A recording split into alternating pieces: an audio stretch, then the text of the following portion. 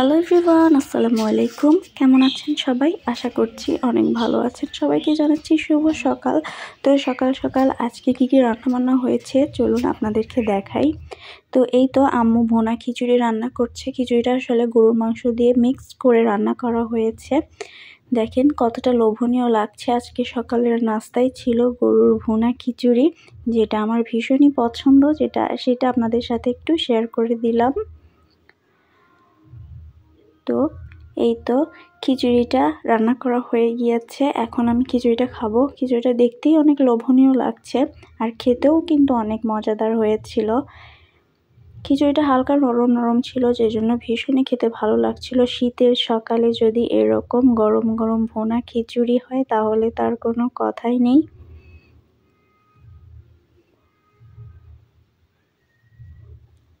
এই তো সকালের নাস্তাটা আমি করে নিলাম। এরপরে আমি দেখেন কি করি।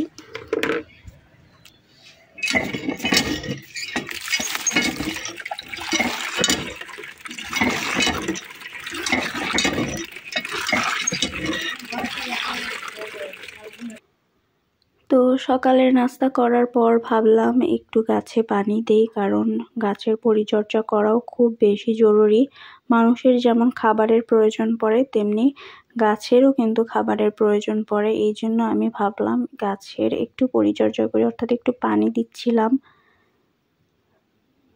তো এগুলো হচ্ছে মরিচ গাছ। মরিচ গাছগুলো কেবল ছোট ছোট হয়েছে, তো লাউ গাছেও একটু পানি দিয়ে দিলাম। এই যে এদিক থেকে ছোট ছোট পেঁপে গাছও হয়েছে।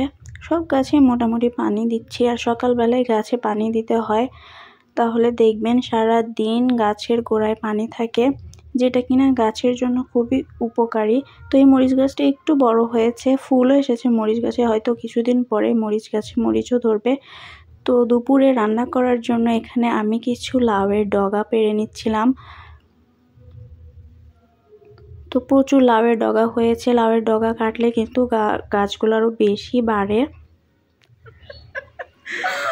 তো যখন দেখবেন লাউ গাছের ডগা বেশি বেড়ে গিয়েছে তখন কিন্তু এভাবে ছেটে দিবেন, দেখবেন গাছগুলো আরও বেশি সুন্দর হয়েছে। তো এই লাউয়ের ডগা দিয়ে আজকে শাক চচ্চড়ি করা হবে, যেটা আপনাদের সাথে একটু পরেই শেয়ার করছি। তো দেখেন কতগুলো শাকের লাউয়ের ডগা হয়েছে, আর কি হেলদি, একদম টাটকা টাটকা সবজি। এই রকম করে গাছ থেকে সবজি পেড়ে রান্না করে খাওয়ার মজাই আলাদা। এতে কোনো সার পদার্থ নেই, একদম ন্যাচারালভাবেই গাছগুলো হয়েছে। লাউয়ের শাক শরীরের জন্য অনেক উপকারী। যদি এইরকম সার পদার্থ ছাড়া যদি লাউয়ের শাক খান তাহলে সেটা তো আরও বেশি শরীরের জন্য ভালো।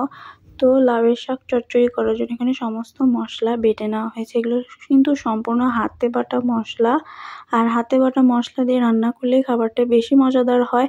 তো এখানে লাউয়ের শাক ধুয়ে পরিষ্কার করে নেওয়া হয়েছে। এরপরে একে একে সমস্ত মশলার মধ্যে দিয়ে দেওয়া হবে। অ্যাজ ইউজুয়াল সিম্পলভাবে যে রান্না করা হয় সেভাবেই রান্না করা হবে। খুবই অল্প মশলা দিয়ে লাউ শাক চচ্চড়ি করা হবে, যেটা কিনা আমাদের শরীরের জন্য অনেক বেশি উপকারী।